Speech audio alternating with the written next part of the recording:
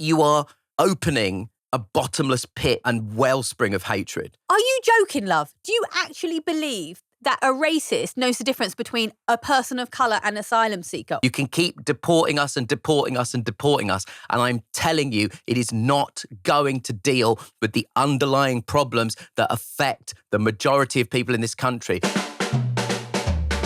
Hi, this is Pod Save the UK. I'm Nish Kumar. And I'm Coco Khan. And this week, Home Secretary Shabana Mahmood is flooding the front pages in a bid to prove the government is tough enough on immigration. And Chancellor Rachel Reeves is mulling slashing the Warm Homes budget to help bring down energy bills. We speak to Robert Palmer, Deputy Director of Uplift, about the social and environmental impact. Then independent MP Adnan Hussain has quit the Your Party organising committee, citing persistent infighting. We take a closer look at what's been going down. So, Coco, I have a friend who always tells me that we should start on the positive. Okay. So let's give the government a fair shake here. They have come good on one of their election pledges. Yeah? We're 1 for 1. Oh, yeah? Oh, okay, yes. No, I know which one you're talking about. You're talking about the reselling tickets to live events. Yes. Doing that will be banned as part of a crackdown on tout and resale platforms. So we are now all in with a better chance of seeing you on tour. Tickets are readily available for my shows. I wouldn't worry too much about getting them on resale. But yeah, I think, that is a positive thing. There is way too much price gouging. I would like to see them go a bit further and look at some of the monopolies that might exist around certain companies that may own certain venues and certain ticketing platforms. I would like a slight examination of that. But, the only illegal activity we want to see around gigs is people selling knockoff T-shirts outside of a gig. If we're doing, often have the act's name misspelled. I'm going to see Joy Crooks tonight. I'm very excited to pick up a J Cracks T-shirt. I want a J Cracks T-shirt from the Brixton Academy. That sounds amazing. And genuinely, I hope you get that. Anyway, let's do the real podcast now. Yes, the headlines this week have been dominated by this. We need to reduce the numbers coming here illegally. We need to remove more people who have no right to be here. We will always be a country that gives sanctuary to those fleeing danger, but we must restore order and control. That's Home Secretary Shabana Mahmood announcing sweeping changes to the asylum system, which the government has called the biggest in modern history. So look, in policy terms, there's a lot to digest. The really standout announcement is the change to refugee status. So currently, refugees are given protection for 5 years, after which they can apply for indefinite leave to remain, ILR, which we talked about a number of times on the show, because it offers a pathway to citizenship. Now, this is going to change. So instead, refugees will need to reapply to remain in Britain every 2.5 years with no prospect of permanent settlement for 20 years. Automatic family renewals will end, benefits will be harder to access, and refugees could be returned to their home countries when those countries are considered safe. And perhaps the most objectionable policy involves, and I can't quite believe I'm saying this, seizing valuables from refugees and asylum seekers to contribute to their accommodation costs. The Home Office has also announced a ban on visas from 3 African countries if they do not cooperate more on the removal of irregular migrants. But in an olive branch to squeamish Labour MPs, Mahmood says the government will introduce new, safe and legal routes to the UK.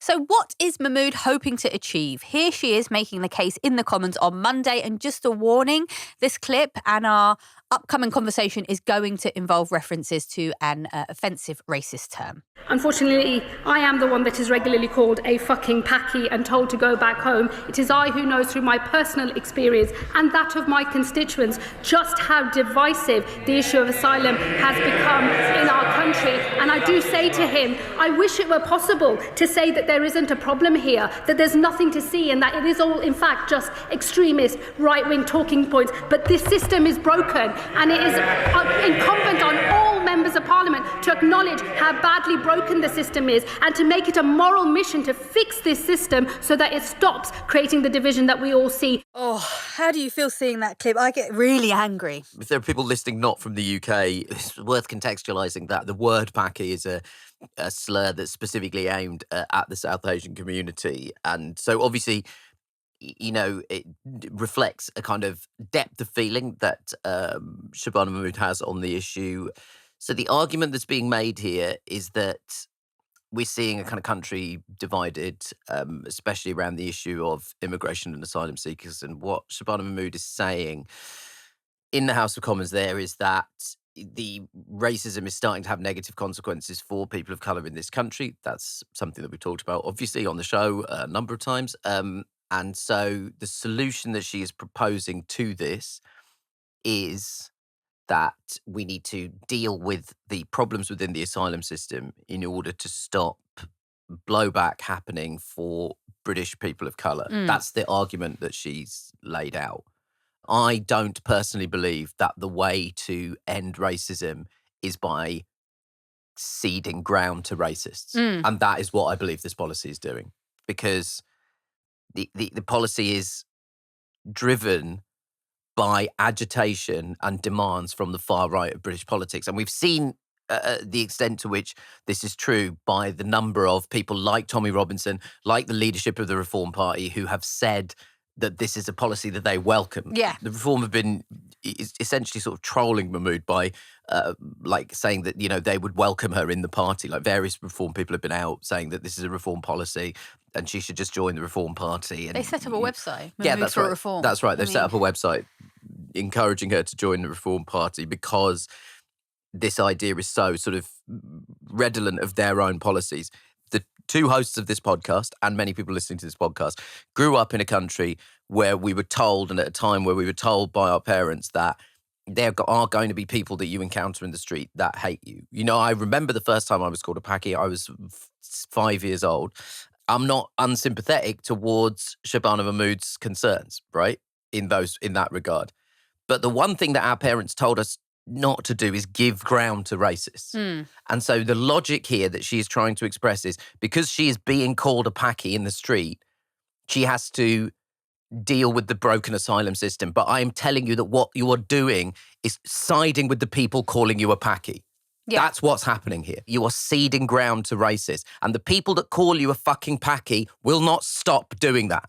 That it will not end. You are opening a bottomless pit and wellspring of hatred. My mum told me when I was a kid, if somebody says that to you, you don't back down, because you're not ashamed of your roots. You're not ashamed of where you come from.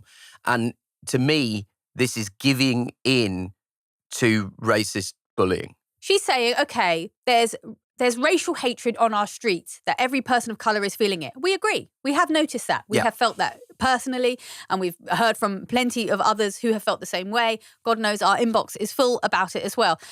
And so she's like, okay, well, I need to tackle the asylum system. Are you joking, love? Do you actually believe that a racist knows the difference between a person of colour and an asylum seeker or a legal migrant? They don't know the difference. Be real. This is ridiculous. You're focusing on asylum seekers because you can focus on it, because you don't want to talk about the need of migrants that we have in this country, many of whom are here to work and for education, and our sectors depend on it. And that's too uncomfortable, and that would hurt our GDP or whatever. So we don't want to talk about that. So we're just going to hit the most vulnerable people we possibly can. I hate the language of moral mission. Just stop it.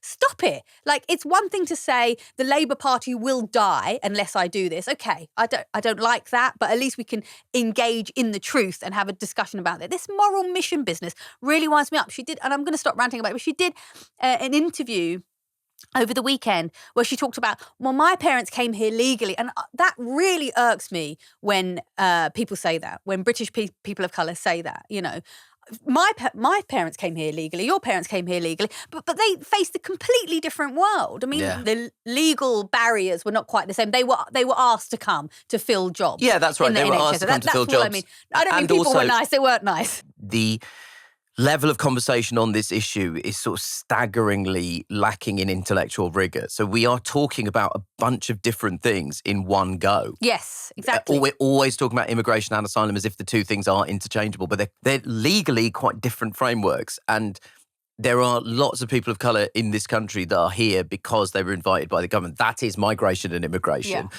There are also a huge number of South Asians here who came as refugees because they were removed from Uganda in 1973, not as economic migrants, not as immigrants. So it's a really complicated conversation. I guess I just mean I don't like it, this kind of implied we're better than you because my parents came here legally. I find that grotesque. And yes, I'll be honest, I expect more from a person of colour, and I expect more from a person of colour who's in the Labour Party. I mean, this policies that she's trying to enact. I mean, Suella Braverman could never. Do you know what I mean? And we sat here on this couch so many times talking about how Suella Braverman weaponizes her ethnicity to push a racist agenda. I'm speechless at this. But let's also put our emotions aside for a second and ask, would the proposals even work? So the Home Office has briefed widely that this is modelled on Denmark's immigration system, a country which has spent the past decade turning itself into one of Europe's toughest destinations for refugees. It's the only country to have removed refugee protection on a large scale and the first to refocus its laws away from integration and toward return. Yeah, it's an interesting point of comparison politically as well, because the party that's done this is Denmark's centre-left party, and their hardline zero asylum seekers approach has reduced successful asylum claims to a 40-year low. But critics of this policy say it's come at a cost. The professor of global studies at Roskilde University in Denmark, Michelle Pace, has warned that these measures may reduce asylum numbers, but they come at a human and legal cost. Families are left in uncertainty, long-term planning is impossible, and life in departure centres can be harsh and destabilising. And crucially, it hasn't put the immigration debate to bed. In fact, it's only become worse. The far-right Danish People's Party, which is not in government but has an increase in support, is now calling for remigration. So that's the mass deportation of people with immigrant backgrounds living in Denmark. And the centre-left political party have now lost control of Copenhagen for the first time in the city's electoral history. And among the reasons cited by analysts are fatigue and frustration with the Prime Minister Mette Frederiksen's rightward turn, including hardline policies on issues like integration and immigration. So it has had a negative consequence because, again, you know, we see this time and time again. There's a lot of studies that are done by various political think tanks and universities that centre-left parties attempting to ape the rhetoric and policies of the hard right emboldens the hard right and actually splinters the centre-left electoral coalition. So let's look at what the fallout has been for the Labour Party this week in terms of its own electoral coalition. It won't be a shock to you that this has not gone down with refugee charities and backbench Labour MPs. So in a Guardian op-ed on Sunday, which is, you know, again, because it's in the Guardian, we have to assume is aimed squarely at that progressive audience, Mahmood wrote, "Dark forces are stirring up anger in this country and seeking to turn that anger into hate. We must take the opportunity to stop that from happening." The Spectator, New Statesman and Labour lists have all been totting up the number of Labour backbenchers who have come out publicly against these reforms. At the time of recording, the count was 21, and according to The Guardian, at least one was on resignation watch. Just to look at the politics of this for a second, we've seen backbench frustration over winter fuel payments and welfare cuts lead to government U-turns. I think it's an interesting question to pose whether rebellious MPs are going to turn the government's hand again. Tony Vaughan, MP for Folkestone and Hythe in Kent, which is where many boats carrying refugees, that's where they first arrived. Vaughan is also co-chair of the Refugees APPG. He said that the proposal risks creating a kind of perpetual limbo and alienation, which doesn't help refugees and it doesn't help society. Imagine you come as a refugee and you cannot become a citizen for 20 years. Yeah. That is outrageous. It's so, well, you have family here, you work here. I'm actually blown away that I'm reading this out from a Labour Party. So the move has delighted Tommy Robinson, which we talked about briefly earlier, who tweeted, "The Overton window has been obliterated. Well done, patriots." Farage has put out a statement saying the Home Secretary sounds like a Reform supporter. And Reform MP Danny Kruger has invited Mahmood to join the party, to which he responded, "Over my dead body." The thing that I think is worth discussing from the sort of politics side of this, obviously we are a wealthy nation. Yes. There is global chaos. That chaos is only going to increase as the climate crisis intensifies. So we are going to see mass patterns of migration. It is incumbent on wealthier nations to take some responsibility, particularly because in the case of climate refugees, we are the countries that are largely responsible for the pollution that's driving a lot of this stuff. So there's a moral side of it. There is also just a personal side of it for us as people that, you know, whose families did come to this country, who have a kind of, probably like a particular sensitivity on this issue. But I also think if I take both of those things out, we always end up saying this stuff. If you take the moral and questions of basic decency out of this conversation, let's just park both of those things for a second. I don't know when people are going to realise the problem in this country and the problem of many of the countries is inequality. That is the biggest problem facing our societies. You know, on paper, when you elect a Labour government, what you expect it to do is keep the focus on class-based politics and you expect it to keep a focus on reducing economic inequality. That's the bare minimum that we should expect from a political party that emerges out of the trade union movement in the early part of the 20th century. However, this Labour government has simply turned to the playbook that's been written for them by the past decade and a half of Conservative governments, which is keep the focus on immigration, keep talking about immigration. You can deport all of us. Please, just keep trying it. Keep deporting, get rid of the asylum seekers, get rid of the refugees, change people's indefinite leave to remain, get rid of me, get rid of Coco, get rid of all the fucking packies and whoever you want. It's not going to solve your problem. That is not going to solve your problem. Your lives are not going to be made better by deportation. You can keep deporting us and deporting us and deporting us. And I'm telling you, it is not going to deal with the underlying problems that affect the majority of people in this country, which are the result of grotesque economic inequality. We keep saying it over and over again. And the only reason we keep saying it over and over again is no political party at the moment in frontline British politics that has had its hands on the wheel of the government has been willing to actually address the problem that afflicts us as a society. And giving ground to racists and giving ground to the people that hate us is not going to deal with that problem. This is a bottomless pit of hate that you are attempting to paper over. And it's never going to work. The people that thought Shabana Mahmood were a fucking packy this morning think she's a fucking packy tonight. Nothing she has done has shifted that dialogue at all. Absolutely. And I think if I'm trying to, again, put the moral element aside, put my emotions aside, it's my understanding that the Labour Party believe that they have no chance of winning the next election unless they tackle this. So for them, they're feeling like this is an existential threat. Yeah. And so I think that's why they're doing it. I mean, everything we've said before, like, you know, you're not going to win those voters over. And meanwhile, you've abandoned your entire core base that looks to you for some sense of morality, maybe not perfection, but some sense of decency. I honestly believe that it is self-immolation. I would be very interested to see if I'm wrong. Certainly the comments online seem to suggest that there's a section of the public that actually likes this tactic of the Labour Party. We shall see. I mean, if there was a threat posed by the Green Party before, it's definitely a big threat now.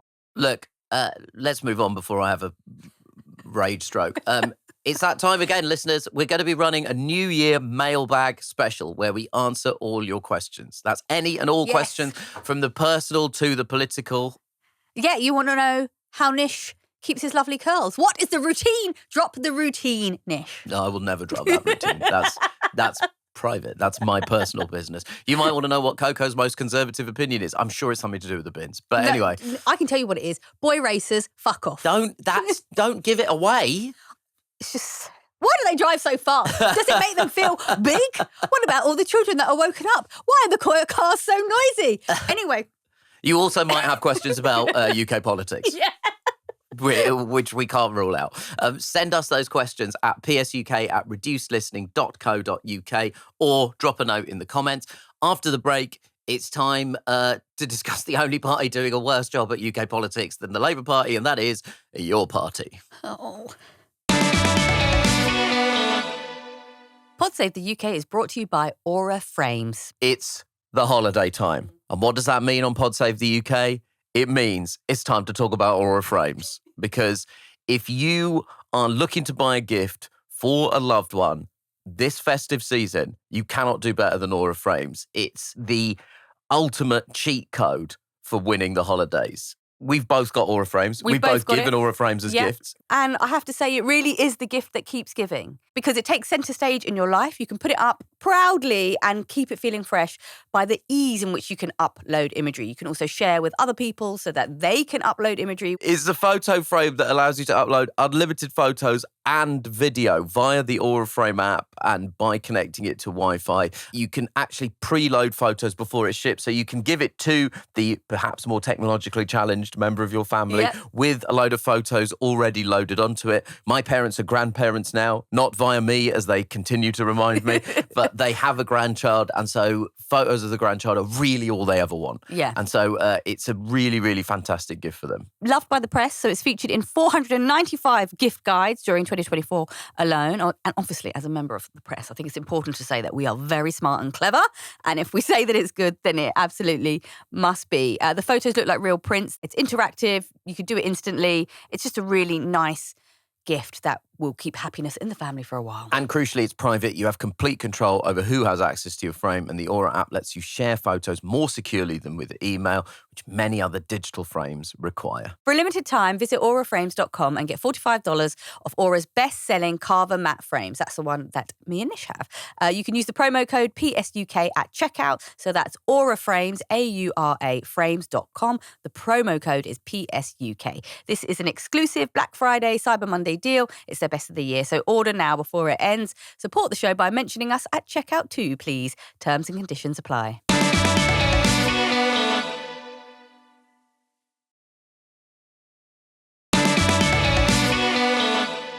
Okay, so the party that's probably not called your party's inaugural conference is fast approaching. It's scheduled for the 29th and 30th of November in Liverpool. There's still a lot of energy around the party, and it's no surprise that co-leader Zara Sultana is still making a massive impact across social media, consistently holding the government accountable for its actions, with a particularly fiery and impressive performance this week following the immigration debate. Seizing valuables belonging to asylum seekers, making refugees wait 20 years before they can apply to settle permanently, and deporting entire families, including children, who have built new lives here because their country of origin is deemed safe.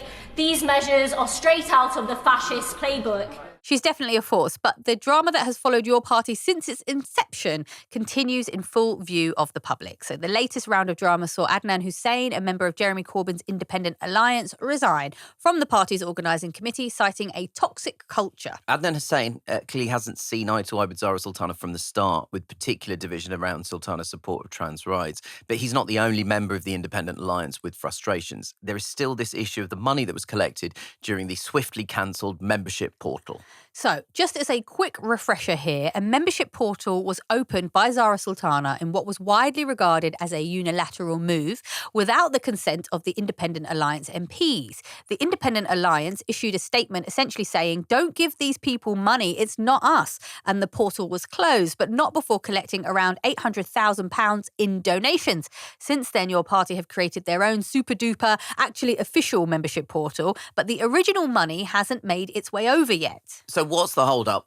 Well, like with everything surrounding your party, the answer to that question is it's complicated. All the money currently sits with MOU Operations, a company set up while your party membership plans were being worked out. Zara Sultana has since taken sole control of MOU, and a spokesperson for her told The Guardian that as sole director, she is legally responsible for ensuring the company's costs, liabilities and expenses are settled, and this process may take some time. This all blew up in the media last week, and following a partial transfer from MOU to your party, the Independent Alliance MPs issued a statement saying hundreds of thousands of pounds were donated to the party by supporters in good faith, but have since remained beyond its reach. This has been extremely frustrating and disheartening. And this statement seemed to have been timed for maximum damage, dropping as it did just before Sultana appeared on the BBC's Question Time last week. Sultana was offered to transfer more than £500,000 of the £800,000, arguing that the rest should be retained for future legal or administrative expenses, say, for example, demands of refunds. But The Guardian reports that sources close to Jeremy Corbyn believe Sultana was trying to keep the money to help fight a leadership contest over the next few months. Coco, is it possible to read this story without immediately rubbing your face with your own hands for about 15 minutes to the extent that your eyebrows start to slightly be sanded down? I mean, there is a part of me that's like, okay, you know what, Coco, what do I really know about the teething problems of setting up a party? Yeah. Maybe I just don't know about, maybe this has happened to every single party. I don't know. But there is just a part of me that is like, Mum and Dad, stop fighting. Yeah. Stop it. Stop it. It's in front of everyone. It's so embarrassing. I'm not the first person to cite this in the last couple of weeks, but there is an old Onion headline, left-wing group too disorganised for FBI agents to infiltrate. And that has been posted and reposted in conjunction with this story. It all seems very strange and very chaotic. And look, Zara Sultana definitely agrees with our assessment that it was a particularly timed statement. She tweeted, before my question time appearance, there was an attempt to sabotage the movement we're building. The drama is not over either. So this is an ongoing train wreck. Sky reported that Jeremy Corbyn hasn't been invited to Zara Sultana's conference opening night event. The Times is also reporting that she may even be blocked from speaking at the conference proper. I would be amazed if that happened. I feel like that is going to be resolved before the conference. I mean, it's a shit show, right? I mean, it is a total disaster. Yeah. It really is. I mean, the money thing, I mean, what? It's not good enough. It's just not good enough. We can have a conversation about, like, what does a broad church look like? But what? Okay, put that aside. It's not good enough, Nish. It's just not good enough. I can't believe that we're seeing this play out. As we record today, reports have emerged that Sultana has been referred to the Parliamentary Commissioner for Standards. She has separately been reported to the Information Commissioner's Office for gathering data and funds through what Corbyn's allies call a fake membership website. Maybe this will all come out in the wash and actually it's all just a bunch of, human error and teething problems or whatever. But it doesn't provide you with confidence. And the fact of the matter is if you are a progressive, you're up against an entire machine. And I don't think it's wrong to demand extremely high standards of our leaders. I don't think that's wrong to say that because we recognise what we're up against. And these sort of mistakes, it's just not good enough. I keep returning to that phrase, not good enough. It just, the optics of it are dreadful. And it doesn't feel like this is good for anybody except possibly the Green Party. Oh, yes. Who sort of just, continue week on week to lay out a sort of evolving policy platform. Zach Plansky was very strong in responding to the immigration policy announcements this week. Your party is running out of time to define itself as a political force. This conference now is so significant for them. And every once a week, we have a moment where they go, we've settled it, everything's fine. And then within the end of the sentence, consensus has completely collapsed. The stakes couldn't be higher for your party, basically, at this point. I think that it's sort of natural political constituency are totally losing patience with it. That's just my sense. I have no polling data to back that up. I'm only basing that on every conversation I've had with every single person I know about your party, where someone and maybe this is true of listeners as well. If you're in a conversation at the moment with a bunch of people who are sort of broadly progressive in their political outlook, and someone mentions your party, someone else in that conversation does this, fucking hell, says fucking hell whilst inhaling.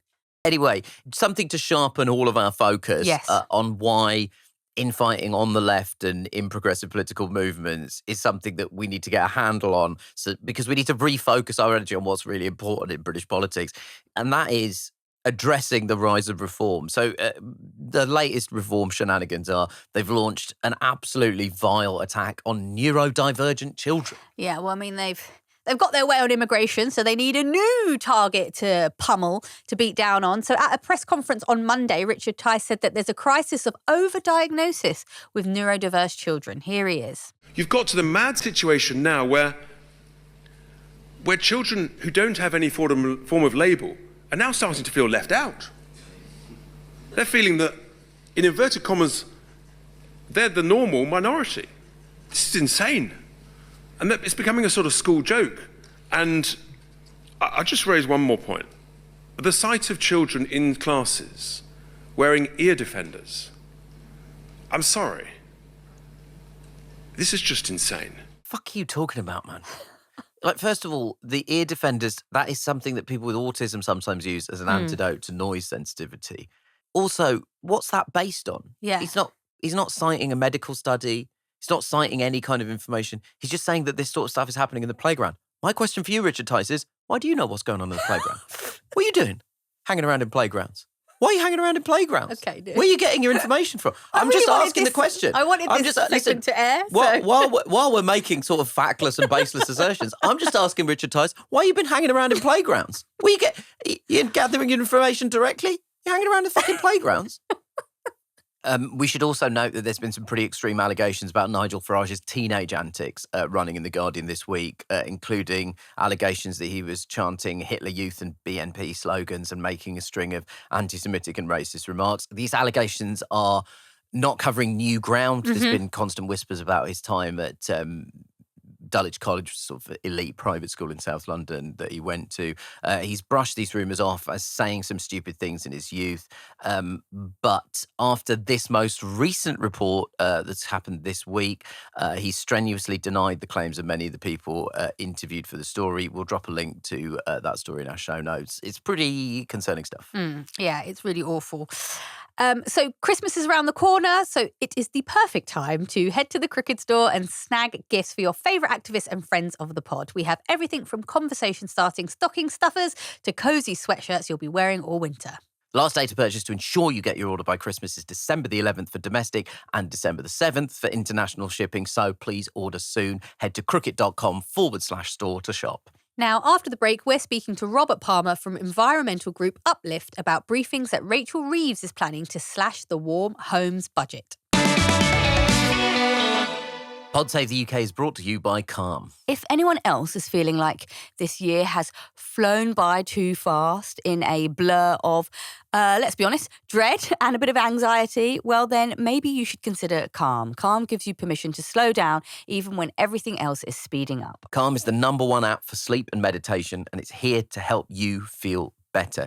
If you feel like you could use some support navigating life's ups and downs, get the relief you need with Calm sessions like guided meditations to help you work through anxiety and stress, boost your focus, build healthier habits, and take better care of your physical health. Also, there are sleep stories, sleep meditations, and calming music to help you drift off to restful sleep quickly and naturally. That's the one I use. That's the one I need. There's also grounding exercises to help you reset and relax when you're feeling overwhelmed, which, let's be honest, is a lot. And there's also expert-led talks to help you handle particular issues you might be going through. I think we can all agree that moving through life at the moment, you can feel like you're not living up to some sort of standard, whether it's being a better worker, a better parent, a better partner. And actually, some of the talks can help you unpick some of that, improve self-esteem, improve your relationships, and more. Calm your mind, change your life. Calm has an exclusive offer just for listeners of our show. Get 40% off a Calm premium subscription at calm.com/PSTUK. This is an amazing value. Go to calm.com/PSTUK for 40% off. It's unlimited access to Calm's entire library. So that's calm.com/PSTUK and tell Calm you heard about them from us.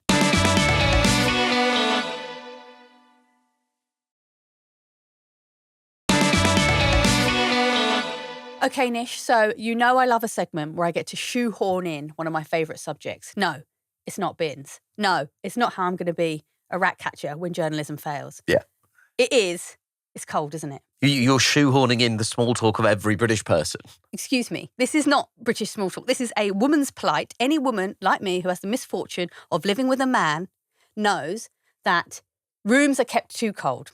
I actually do have a serious point. Yeah. The latest data shows that around 12.1 million UK households are struggling with unaffordable energy bills. 5 million of us are in deep fuel poverty. That means 20% of income is spent on energy, so that's what defines deep fuel poverty. While bills are being forecast to fall by £22 or 1% next year. That's a substantial amount. Everyone's feeling the strain. Yeah, I mean, it is a serious political headache. And I mean, given the amount of conversation and energy that we all expend talking about immigration, you'd be forgiven for thinking all anyone's thinking about is immigration. But the reality is most people are thinking about how they can make their bills come down.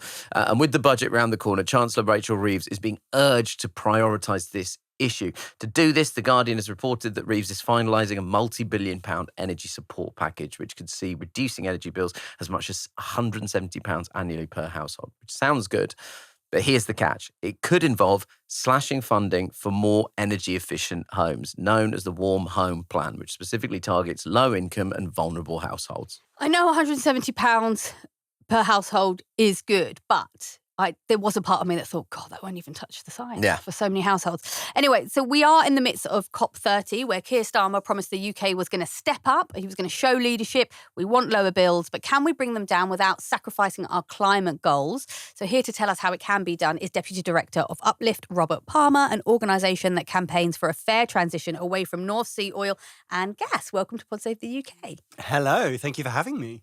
Why are our energy bills so high? I assume the answer to this would be immigration if it was reform speaking. But this is the one question, surely? Because we are importing something, which is oil and gas. So the reason our bills have spiked is because the energy price, the bills that you pay for your electricity, is almost always set by the price of gas.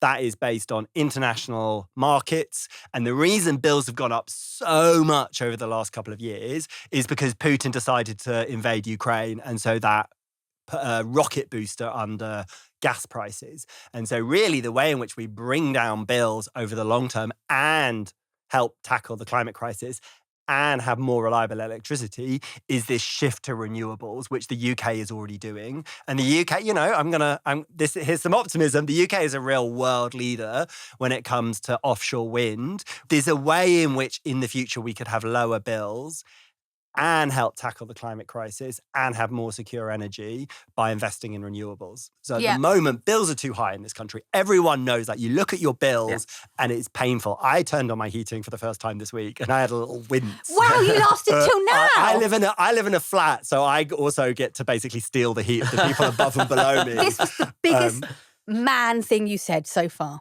that you've only just put your heating on. Anyway. Yeah, I will hold up my hands. Okay. Slippers, blankets, but I have cracked and I've turned on my heating. But part of the reason why our bills are so high is we have really leaky, damp houses. All those Victorian houses that we love, that drive all those property shows that, people want to own, they are not the most efficient. And so the government has promised to invest in supporting people to put in insulation, put in heat pumps, put on solar panels. This is the boring but important stuff of how we move away from fossil fuels and how we bring down bills. So just talk us through the Warm Homes Plan as it stands right now. We're speculating about speculation at the moment. Yes. So obviously we don't know what Rachel Reeves is going to say in the budget. But as things stand right now, without anything being announced, what are the specifics of what the Warm Homes Plan is and what it aims to achieve? So there are a number of plans the government has to help people bring down their bills and make their homes more comfortable and warmer. There's the Warm Homes Plan, details to come to be announced. There's also something called the Energy Company Obligation, snappily called ECO. And that is an extra small levy on people's bills that is designed to help poorer, lower income households invest in insulation. And what's been reported is that Rachel Reeves is thinking about taking money from this investment in insulation in poor homes and putting it into a cut of VAT on our energy prices. And, stand back, you think tax cut on my energy bills, that sounds good. Yeah. But the way VAT works is if you spend more, you'll get more of a saving. And the people who spend more are people who have bigger houses and richer people. And so what this could be is you're taking money for investment in insulation in poor homes and giving a tax cut to everyone, but the people who will benefit the most are going to be the wealthy. And it just feels like another example of this government being quite short-termist. Chicken in a headlight. We've got the budget coming up. Bills are going up. What are we going to do? We need to do something on bills. The government promised to cut bills by £300 a year, and that has not happened. And so this feels quite desperate. I think that is a really, really important detail. If the way that they're administrating that handout is via VAT, that's the stupidest fucking thing I've ever heard. It's a regressive taxation. VAT cuts tend to benefit higher earners. But that's a real political blunder for them, isn't it? Yeah, and I think this is Treasury brain, Treasury civil servants being, this is a cheap, quick, efficient way of doing this. And again, it speaks to the short-termism of the government. Something else, we're talking about potential blunders. Something else we're seeing with this budget is there's a lot of lobbying from the oil and gas companies who have, made huge profits to have a tax cut for the oil and gas companies.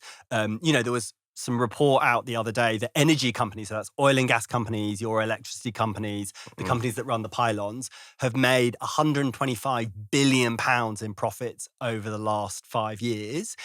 And another stat which I just find incredible is that £1 in every 4 that you pay on your energy bills goes to the profits of the energy companies. So we're talking about a system where there are some really wealthy companies that are making quite a lot of money. And I think this also speaks to a broader point about when we think about climate change, which is who pays and who is going to pay. If you look at what the public say, like they want action on climate change. They can see what is happening in their communities and around the world, but they are rightly nervous and concerned that, as usual, ordinary people are going to end up footing the bill and wealthy individuals and rich companies are not going to contribute their fair share. So I think when we think about how we bring down bills over the long term, bringing it back to the topic, we need to be thinking about how we're investing in renewable electricity made here in the UK. We need to think about how we help people make their homes more efficient, warmer, more comfortable. You know, this kind of long-term thinking is really important. And it feels really worrying to me that we're getting short-term sugar high of a tax cut on VAT, which, as we talked about, will mostly benefit the wealthy, and not really thinking enough about how we invest in the long term. A lot of these homes that low-income people live are already fucking freezing. There's already, how many episodes, Nish, have we done on housing? We've had Quajo Twanaboa sitting in these, talking about just the state of mould and damp that is, it's just, it leaves me speechless that when the Treasury is looking at all these different things, they think, let's not improve those homes. Oh my God. I mean, how bad do they need to get? Yeah, I mean, I absolutely agree. And so let's just hope, budgets always have a cycle of the government being like, we're just going to leak something and see how it lands, and we're just going to test the waters, and so this isn't a done deal. And I think that's important to remember is there's still scope for the budget to be changed and to kind of like fight to protect this. And I think we need to see this in this wider context of what this government is doing on climate. Keir Starmer, Ed Miliband, they talk about how committed they are. It's about climate action, but it's also about tackling the mold in people's homes. It's about bringing bills down. It's about having how we have a tangible impact on people's real lives. Because sometimes when you talk about climate, it can feel really abstract. In terms of how you can influence governments in general, Global Witness has reported that 1 in every 25 COP30 attendees is a fossil fuel lobbyist. And the windfall tax that you've already talked about, that's been the subject of a lot of fossil fuel lobbying, isn't it, to get rid of that windfall tax? How does an organisation like yours push back against such a well-financed organisation that has such a very clear and specific political agenda? Yeah, I mean, it's a really good question. And I think it's important to say we're part of a much wider network of trade unions, climate campaign organisations, renewable energy companies, and members of the public. I mean, I think ultimately what it comes down to is our power is people power. And it is, if you look at the polls, there is significant support for taking action to tackle climate change. Oil and gas companies are some of the most hated companies out there. There are politicians who will listen, but also operate in the constraints of politics and economics. And so what we try and do is we make the climate case. We can't be burning more oil and gas for a climate reason. That the science is just 100% clear on that. But also make the economic case, because in the UK, the North Sea is a declining basin. We've basically pumped most of the oil and gas. It's a bit like being at a pub and trying to squeeze the carpet for the last drops of beer. It's like this is. We've all been there. No judgment. Yeah, exactly. This is going. So making the economic arguments that the future for jobs, for communities, for the UK's economy is renewables, not in the oil and gas industry. Well, speaking of being reliant on gas, this is a perfect segue to what Ed Miliband's been speaking about. Let me just play you a clip. Small modular reactors are a new nuclear technology that can create good jobs across Britain. How do you feel as a professional? My toes were literally curling. So, I mean, maybe it's not quite my thing. But again, if I was going to do the glass half full, yes, I think, the social media at the moment is really the terrain of the right and the centre-right. Mm-hmm. There are a few good people who are kind of, Zach Polanski from the Green Party, someone called Gary Stevenson who's campaigned around wealth taxes. But in general, the left, we can be earnest and serious. And so I think having a politician that's willing to try and be playful and play into some memes is probably quite useful. I don't know. What did you think? I mean, it's too close to the mic for me. I have to say that I don't sort of generally find ASMR videos that relaxing broadly. This isn't particularly a reflection on Ed Miliband's efforts. I find it quite stressful to have somebody whispering into my ear. I don't know why. I think that's a problem with my brain chemistry. But listen, I agree with you. Tommy Vito is one of the sort of owners of this. Is he our boss? Hard to say. But from Pod Save the World, is always saying a variation on we need to be wherever the conversation is happening. So, if the conversation is happening online, then that is, we need to be there. And we have to focus on the fact that these measures will bring your bills down. Absolutely. And if we don't tackle the climate crisis, everyone's bills is going to go up. And, you can already see there are places where homes are uninsurable because of flood risk or fire risk. So the way of tackling bills and tackling climate is the same. The public support is there, but they are rightly nervous that it's going to end up costing them. And so I think really doubling down on how we can tackle the climate crisis, but also make people's lives more affordable and better is really important. And it's not just now as well. We live in really insecure times, in unstable times. This is how we secure and stabilise our future. This is where jobs will be. I added to my list of jobs I'm going to do when journalism's over. It's really been lingering large in my mind with the whole Donald Trump taking on the BBC and all that sort of stuff. Installation installer. Future-proof job, guys. All I'm saying, adding it to my list. Robert Palmer, thank you so much for joining us on Pod Save the UK. Thank you. It's been a delight. Now, look, before we go, we could mention the Institute for Government's damning report on the Labour government's complete lack of forward planning whilst in opposition. We could do that. But instead, let's focus very briefly on one positive story. The government is banning plastic wet wipes, which might lead to slightly fewer fatbergs in our sewers. I mean, listen, obviously, fatberg is funny. It's a funny word to say. It's a funny thing to have happened because it's a bunch of poop and wipes that congeal into a massive blob. Oh, no, it's more than that. It's an artefact to our decay as a society. Everything bad goes down there. All sorts of mad things go down there. There's a lot of drugs. Yeah. Let's just be honest. There's a lot of baggies, a lot of drugs being put down there. All sorts of other things as well. Listen, if you are a raver, please try and source your drugs in a reusable plastic baggie. We do not condone the use of drugs on this show. But if you are going to use drugs, please use biodegradable products. We need biodegradable baggies. Listen, we've all walked around Glastonbury and thought, my God. If only these were biodegradable. Yeah, we seem to have found Hobbit's sandwich bags. Oh, no, wait. Those are baggies for drugs. We need biodegradable drug bags. That's my campaign for 2026. Don't do drugs. Yeah, drugs are for mugs. Stay in school. Listen to your elders. Thanks for listening to Pod Save the UK. Another reminder to send us your questions for our mailbag episode. Remember, you can ask us anything. Like what our favourite drugs are. And don't forget to follow @Pod Save the UK on Instagram, TikTok and Twitter and Blue Sky. Pod Save the UK is a reduced listening production for Crooked Media. Thanks to our producers James Tyndale and May Robson. Our theme music is by Vasilis Fotopoulos. The executive producers are Will Yates and Katie Long, with additional support from Ari Schwartz. And remember to hit subscribe for new shows on Thursdays on Amazon, Spotify or Apple or wherever you get your podcasts. And remember, if you have to do drugs, don't do cocaine because it is really unethical. It's causing a huge amount of damage in Central and South America. Also, for your friends that aren't on cocaine, and I can speak on personal experience of this, it's so boring to be around people on coke. It's so boring. Don't do coke. That can't stay in. See you next week. Absolutely cannot stay in. See you next week if you're not in a K-hole.